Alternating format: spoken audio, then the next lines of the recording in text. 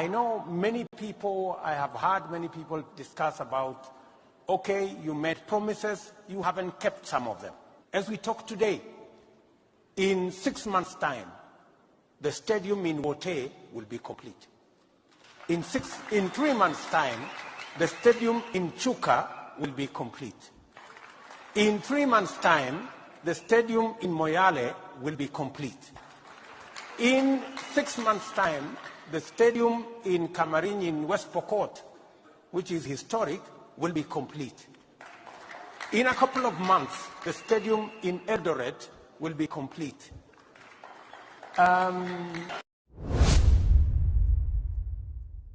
Kuna mjadala mkubwa Kenya sasa ya bottom up.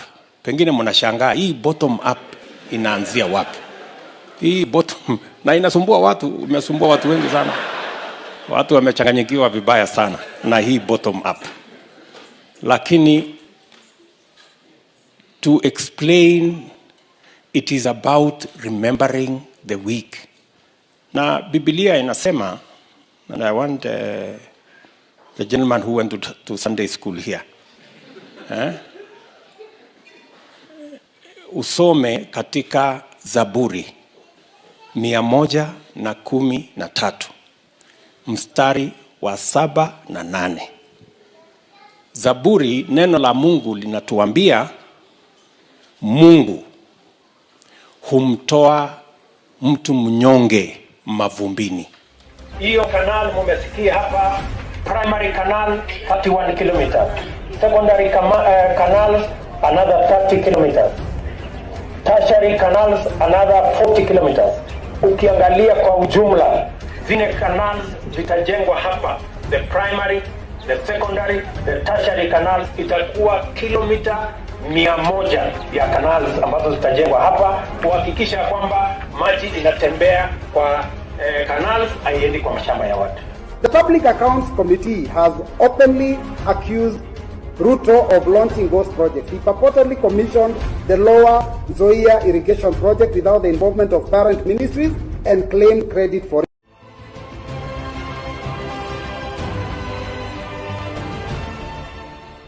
I've instructed the Ministry of Education to look for another 10 million shillings so that in the next 3 months we put up a primary school in the Nana School land that will serve the public in Gando area.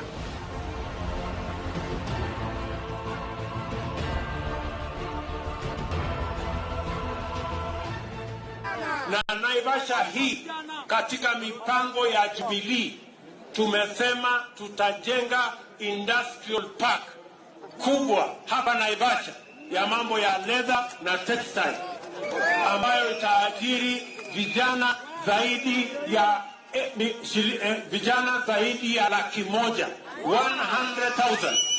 ambao wataajiriwa katika Naivasha hii. Ninyi mnatuelewa?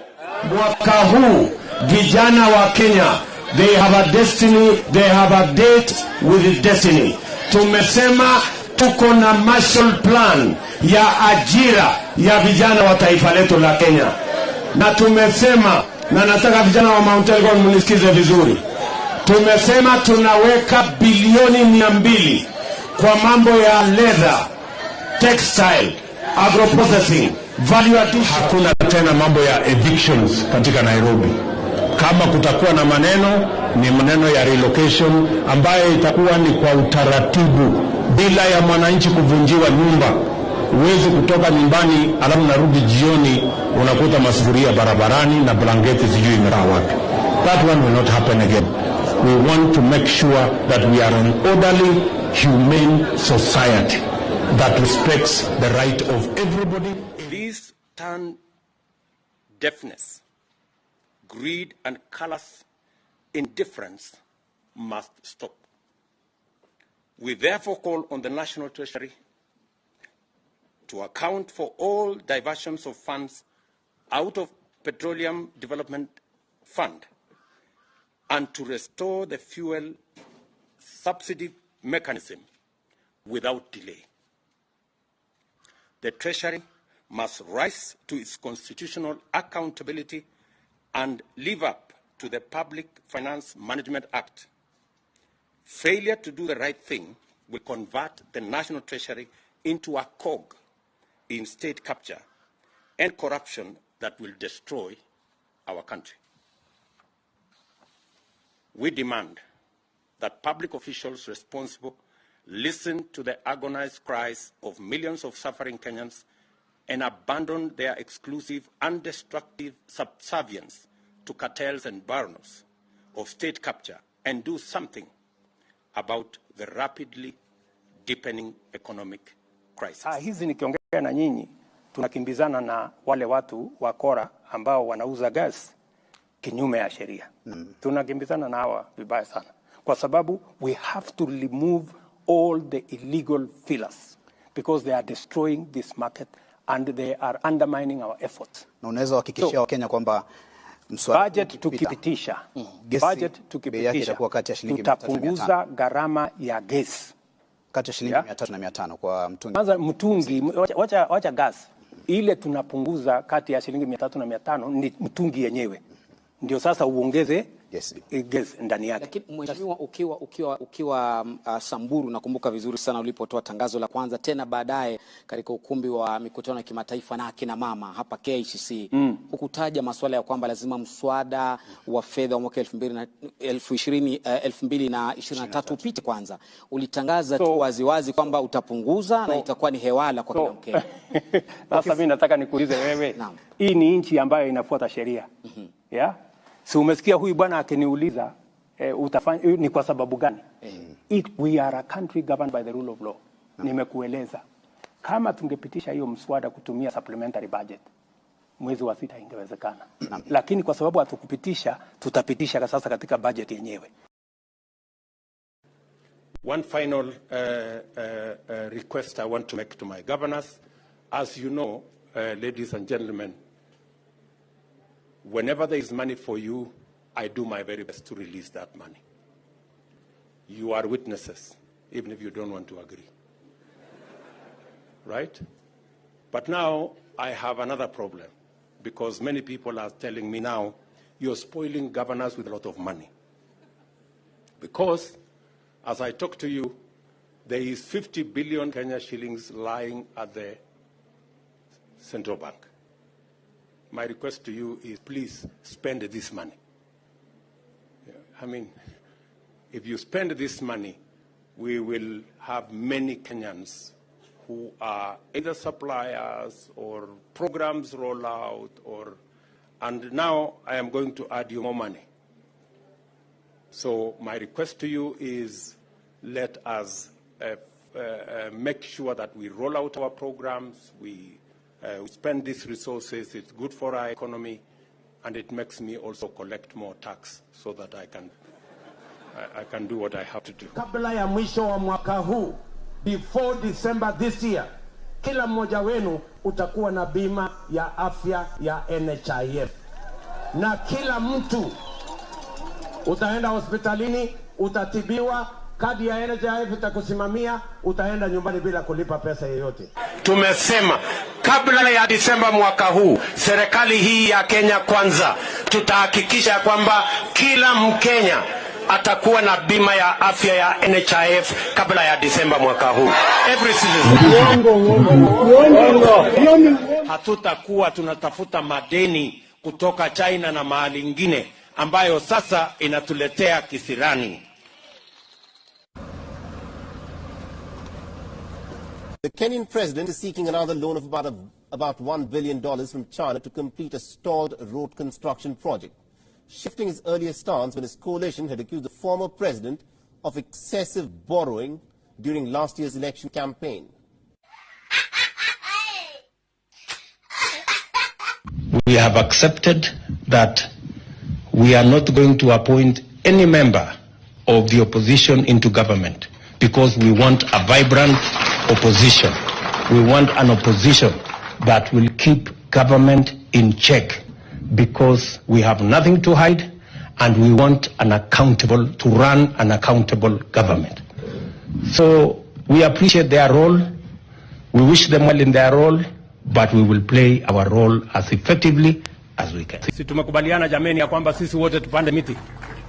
Utakuwa unalipwa kwa kuwa na miti katika shamba yako. Na sio ya kwamba ati utauza miti, hapana, utalipwa tu kwa kuwa na miti katika shamba yako. Within their mandate to tell us how did Kenyans end up being killed in this manner, and then it was business as usual. 30 bodies in Yala, 17 bodies in Garissa. There was a container here at the Nairobi area where people were being slaughtered in a police station. How did we end up there? You know, what kind of rogue, you know, institution? And that is why I fired that Kinoti man. Mnaweza kuoperate mambo ya internet. Si kweli ama si kweli? Sinaona hiyo. Ile mnahitaji ni bundles. Alafu mnaendesha mambo yenu mbele. Na tumesema ya kwamba hiyo bundles haitakuwa shida kwa sababu tutahakikisha kwamba kuna free internet in every ward. Tukianzia mashinani, mahali mwananchi wa kawaida yuko, mfugaji, mfanyabiashara, mkulima. Tuko pamoja? Kabla tuongee maneno ya Nairobi Stock Exchange, lazima kilimo, ufugaji, biashara ya kiosk, ya mboga, lazima tuanzie kuzalisha uchumi mashinani, mahali mwananchi wa kawaida yuko, ndio tuweze kuwa tunasema tunazalisha uchumi wa Kenya. There's also a current subsidy in place for that. What do you think is the solution to the rising cost of fuel, which, as you know, drives the cost of a number of other products? I think the first thing that we need to do is to look at the taxes, because 50% almost of the cost of fuel in Kenya is taxes. I think it's time as a country we looked at, I think there are 15 different taxes on fuel. And I think it's time we looked at how else do we raise revenue. Which taxes would you be proposing to remove from fuel, the cost of fuel? I think majority of the taxes that are in that bracket, I think there are almost 15 different taxes that are there. I do not have the specifics, but those 15, I think we need to interrogate these 15 different taxes. Which ones can we put aside so that, like other countries, we can limit the taxation on fuel? Take, for example, let me VAT. ask. Yeah. Yes. Okay. Take, for example, VAT. Correct. I think we need to rethink taxation, VAT taxation on fuel. That was the latest inclusion of taxes on fuel. And I think it was very controversial. The challenge of cost of living is not too scientific. The challenge of cost of living is increasing agricultural productivity, period.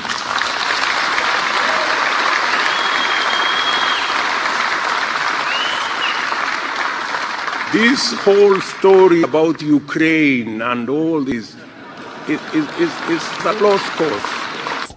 We are all bearing the brunt of what that conflict portends for us. High food prices. We cannot access fertilizer. We cannot pay for fertilizer.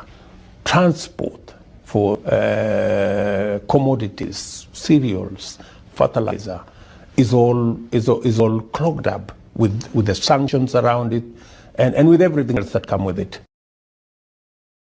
Tutateremsha bei ya stima pale kwa charging station ya pikipiki zenu mpaka $5, which is about 8 shillings. Mmenielewa? Mumeshikanisha hii. Fight against corruption will succeed the day we remove ethnic or political lenses. And we prosecute corruption as corruption.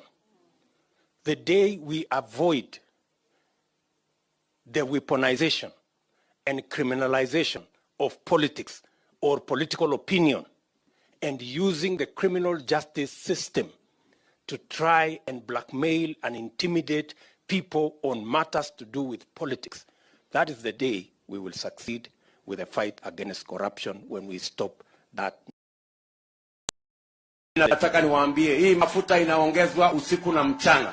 Mimi nataka niwaeleze ya kwamba these people don't understand the damage they are doing to the people and the economy of Kenya. Kwa hii taxes wanaongeza usiku na mchana. Na mimi nataka niwaulize watu wa hapa Manga, tafadhali, mkiona tumesimama hapa mbele yenu, tunawaambia ya kwamba tutengeneze hiyo serikali inakuja ambayo inaelewa lugha ya mwananchi wa kawaida.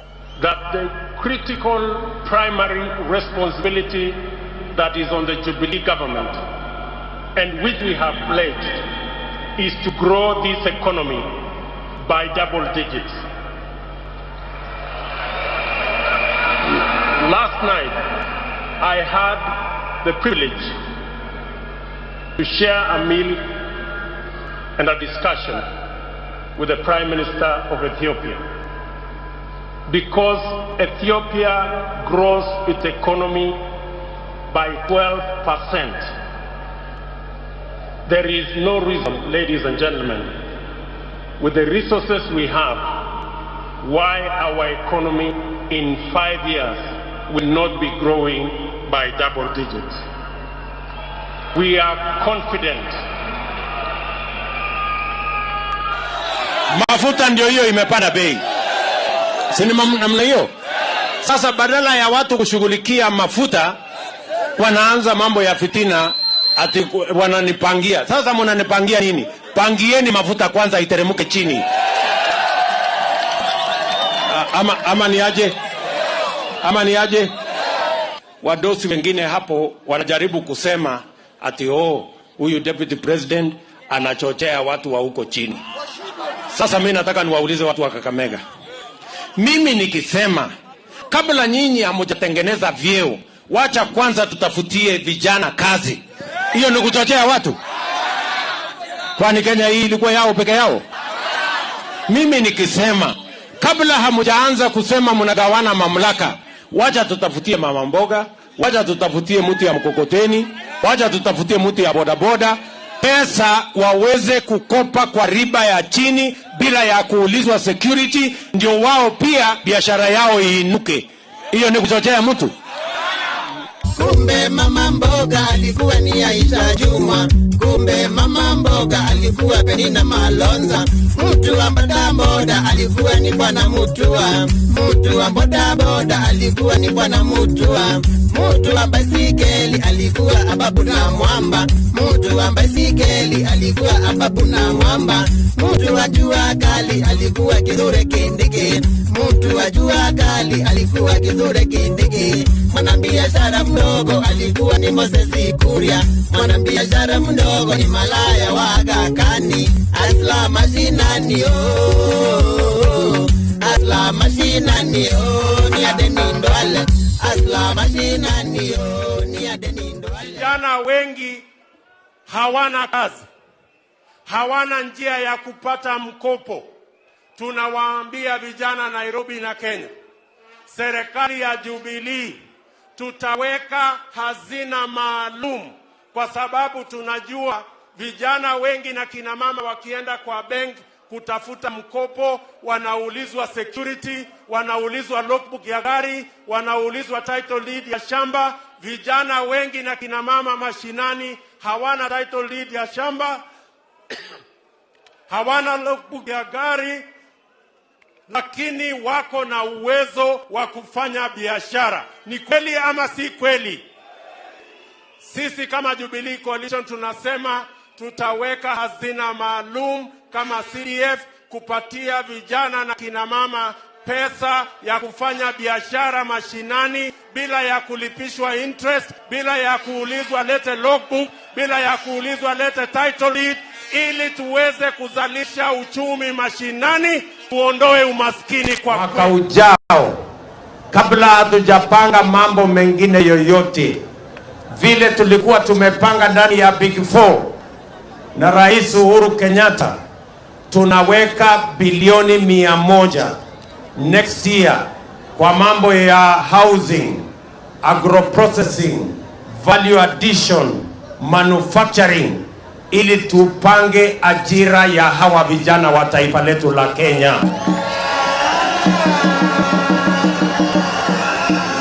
Watu wa ukweli, si wengi wetu hapa ni wazazi? Si hawa vijana ni watoto wetu? Si tumewasomesha? Si wengine wako na certificate, diploma na degree? Tusipowapangia ajira hawa vijana wetu, si tutawapoteza? Mwaka huu vijana wa Kenya, they have a destiny, they have a date with destiny. Tumesema tuko na Marshall Plan ya ajira ya vijana wa taifa letu la Kenya. Na tumesema, na nataka vijana wa Mount Elgon munisikize vizuri, tumesema tunaweka bilioni 200 kwa mambo ya leather, textile, agroprocessing, value addition. Marshall Plan ya ajira ya hawa vijana. Na sasa tumeweka katika manifesto yetu kwa mara ya kwanza, tunasema tunaweka bilioni 200 kila mwaka kwa mambo ya agroprocessing, leather industry, textile industry, wood industry, manufacturing, agroprocessing, value addition, housing. Ndio tupange ajira ya hawa vijana. Kila kijana aweze kujisimamia, awe na ajira ama biashara, aendeshe familia yake na atusaidie kujenga taifa letu la Kenya. Na nazungumza kwa niaba ya viongozi wenzangu hapa.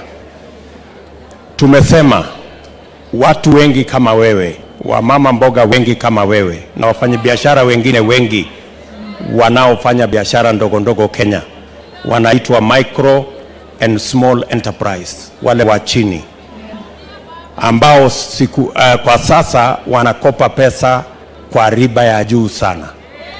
So tumesema establish, serikali ya Kenya itatengeneza hazina maalum inayoitwa Hustler Fund.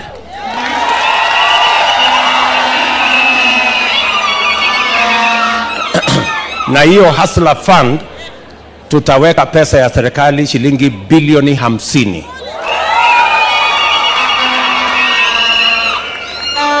Na hiyo bilioni 50 tutawapatia wafanyabiashara kama wewe bila interest, without interest, bila hiyo interest ambayo umesema. Hapa Kakamega vile vile, mimi nataka mnisikize. Hapa Kakamega, hii barabara tunajenga kutoka Ibokolo pale chini, ikuje hapo Idagalasa, ikuje hapa, iende Malaa, iende Navakholo. Kutoka Navakholo tumejenga mpaka Kakamega, na kutoka Navakholo tumejenga mpaka Musikoma. Hiyo barabara imeisha. Honorable CS and DG, C41 is a thorn in the flesh. In fact, let me remind you, Honorable Chair, the Deputy President was in Shanda and is on record saying that the road is completed. My people almost fainted. People almost died out of shock. Because you see, when the number 2 of a country says the road is completed and people are planting bananas, we were in a shock. We didn't know which road he was talking about. Na tumesema hivi kama Kenya Kwanza. Sasa pale sokoni simu utakuwa unapiga free of charge. Simu haitakuwa inakatika. No mamoha na gioraili gai.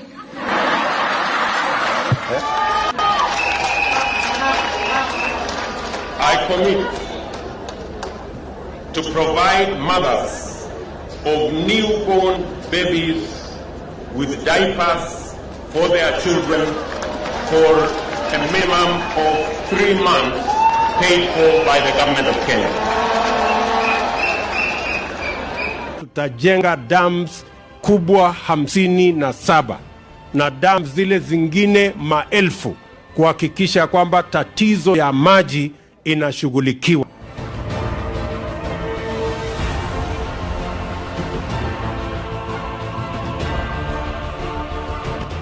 Today, as a country, we can buy fuel in Kenya shillings, something that many people never thought it would be possible.